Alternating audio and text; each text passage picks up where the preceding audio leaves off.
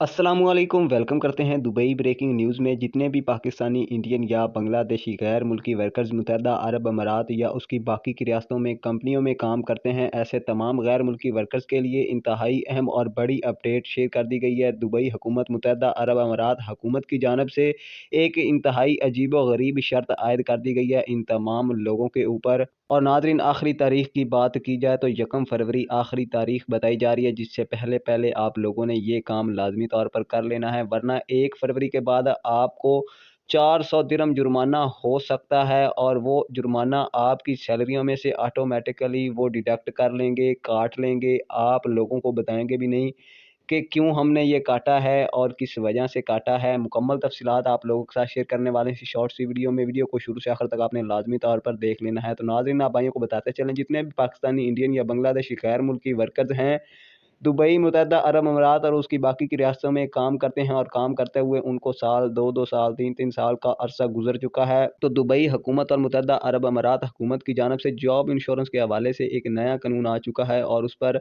अमल दरामद भी किया जा रहा है और तमाम गैर मुल्कियों को अमल दरामद करवाया भी जा रहा है। तो जितने लोग भी हैं, जितने भी वर्कर्स हैं, उनको अपनी जॉब की इंश्योरेंस लाजमी तौर पर करवानी है और 1 फरवरी से पहले पहले करवानी है। और अगर वो नहीं करवाते हैं तो 1 फरवरी के बाद से उनके अकाउंट्स, जो उनकी सैलरियां हैं, उनमें से 400 दिरहम जो है वो काट लिया जाएगा।